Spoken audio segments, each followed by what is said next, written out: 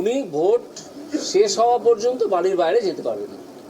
তো আমি জিজ্ঞেস করেছিলাম, এক্ষুনি আমি তার সঙ্গে কথা বললাম, ওনার কাছে কিন্তু এই ফুল ইনস্ট্রাকশনটা উনি বললেন যে আমার কাছে আসেনি, কিন্তু আমি যেটা বললাম সেটা উনি বিশ্বাস করেছেন যে দুটো কন্ডিশন আছে। একটা হচ্ছে যে আমরা চলে যাচ্ছি, ওনারা অলরেডি চলে গেছেন, তাই তো? চলে গেছেন তো? ওনারা বাড়ির লোক কি বলছে? ওনারা চলে গেছেন এবং ওনারা বলে গেছেন যে গৌতম গুরু যেন ভোট শেষ না হওয়া অবধি বাড়ি থেকে না বেরোন।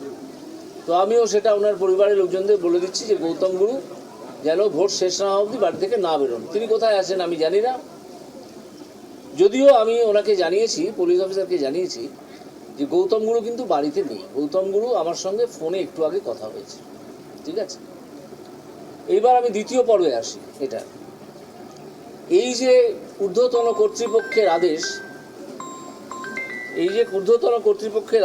যে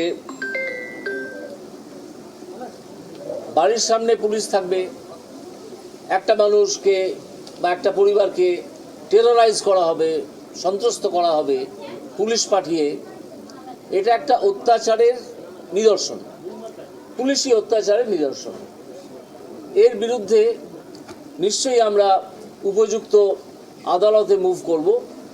ষষ্ঠ দফার নির্বাচন শেষ হয়েছে, আর আজকে যে কেন্দ্রগুলোর দিকে নজর ছিল তার মধ্যে অন্যতম তমলুকের তৃণমূল কংগ্রেসের প্রার্থী দেবাংশু ভট্টাচার্য তিনি রয়েছেন। দেবাংশু, তুমি সকাল থেকেই বিভিন্ন বুথে ঘুরে বেরিয়েছো, সোনাচূড়া থেকে বেশ কিছু অভিযোগ এসেছে, সেগুলো তুমি সংবাদ মাধ্যমের কাছেও জানিয়েছো, নির্বাচন কমিশনেও জানিয়েছো, কিন্তু ওভারঅল ইলেকশন কীরকম হয়েছে, তুমি কতটা স্যাটিসফাইড? নন্দীগ্রামের কয়েকটা পকেট আর ময়নার এক দুটো পকেট বাদ দিলে ইলেকশন মোটামুটি সন্তোষজনক। পুলিশের ভূমিকাও সন্তোষজনক, ইলেকশন কমিশনের ভূমিকাও কিছুটা সন্তোষজনক, সব ক্ষেত্রে নয়। তো সেই জায়গা থেকে আমরা এইটুকু নিশ্চিত আমরা আসনটা জিতছি। শুভেন্দুবাবুর নাকের ডগা দিয়ে আধা জেলা শেষ, অন্তত আমি তমলুক নিয়ে বলতে পারি, কাঁথি যদি হয়তো পুরোটাই গেল। আর মোটামুটি 4 তারিখে খেলা হবে। 7টা বিধানসভার মধ্যে যে বিধানসভা থেকে সব থেকে বেশি অভিযোগ এসেছে সেটা নন্দীগ্রাম। তুমি আজকে সব জায়গায় গেলে, ঘুরলে, নন্দীগ্রামটা এড়িয়ে গেলে কেন? দেখুন, শুভেন্দুবাবু যদি ডালে ডালে চলেন, আমরা তো পাতায় পাতায় চলি। ওদের প্ল্যানে, ওদের ট্র্যাপে আমরা প্রথম থেকেই জানতাম আমরা পা দিলে চলবে না। ধরুন নন্দীগ্রাম আমরা যেতাম, আমাদের কোনো একটা বা দুটো বুথে, যেমন মমতা বন্দ্যোপাধ্যায়কে তারা করেছিলেন, বয়ালে ব্লক করে রেখে দিয়েছিলেন 2 ঘন্টার ওপর, যদি আমাদেরও সেরকম ব্লক করে রেখে দিতেন, আপনাদের মিডিয়ার ফোকাস ওখানে থাকতো, এই দেবাংশু তাকে ঘিরে রেখেছে, আমিও বসে থাকতাম সেখানে 2 ঘন্টা, আমার টিম সেখানে বসে থাকতো 2 ঘন্টা, আপনারা সংবাদ মাধ্যম আটকে থাকতেন সেখানে 2 ঘন্টা, আর শুভেন্দুবাবু দেখা যেত ওই বুথটা বাদ দিয়ে বাকি গোটা নন্দীগ্রাম খেলে দিয়ে বেরিয়ে গেল, তখন কী হতো? আমরা তো সেই খেলাটা খেলতে দিইনি। আমি জানি আপনারা আমার সাথে আছেন, আমি সারাদিন যেখানে যাচ্ছি আপনারা কভার করছেন, সংবাদ মাধ্যম আমার সাথে আছেন, শুভেন্দুবাবু দেখছে, দেবাংশু নন্দকুমার যাচ্ছে, মহিষাদল যাচ্ছে, তমলুক যাচ্ছে, হলদিয়া যাচ্ছে, সব জায়গায় যাচ্ছে। আর শুভেন্দু অধিকারী ভেবে রেখেছিলেন নন্দীগ্রামেও কাটকে বাকি জায়গায় খেলবো, আর সেই দেবাংশু বাকি জায়গায় ঘুরে বেড়ালো। আর নন্দীগ্রাম তো পুলিশ প্রশাসনের নজরে অলরেডি রয়েছে, কারণ 48 ঘন্টা ধরে সেখানে সন্ত্রাসের বাতাবরণ বিজেপি তৈরি করে রেখেছে, ফলে অলরেডি পুলিশের হাই অ্যালার্ট জোনে রয়েছে ওটা, নির্বাচন কমিশনের হাই অ্যালার্ট জোনে রয়েছে ওটা। আর যেগুলো হাই অ্যালার্ট জোনে নেই, যেগুলোতে শুভেন্দুবাবু আরও ভালো করে খেলার প্ল্যান করেছিলেন, আমি সেগুলোতে ঘুরে বেড়ালাম। কোথাও রিপোলের দাবি জানাচ্ছ? অবশ্যই রিপোলের দাবি থাকবে। সোনাচুরের কয়েকটা বুথে আমরা মোটামুটি 10-12টার উপর বুথে আমরা রিপোল চাইবো। ময়নার যিনি বিজেপি বিধায়ক, তার আত্মসহায়কের বাড়িতে পুলিশি তল্লাশি, এবং তার প্রতিবাদে আজকে বিজেপি প্রার্থী এখানকার অভিজিৎ গঙ্গোপাধ্যায় তিনি ধর্নায় বসে গেলেন, প্রতিবাদ জানালেন, কি বলবে এটা?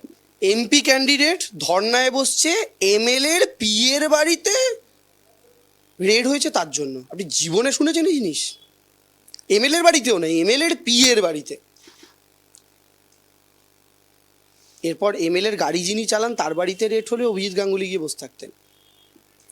কেন উনি বসে থাকলেন এমএলএর পিএর বাড়িতে? কারণ এই এমএলএর পিএ গৌতম বাবু, ইনি হচ্ছেন যিনি ফাইন্যান্সটা দেখেন, এবং ময়নার বাগচা বলে একটা অঞ্চল আছে, যে অঞ্চলটা ছাপ্পার পুরো দায়িত্ব ইনি কাঁধে করে নিয়ে করেন।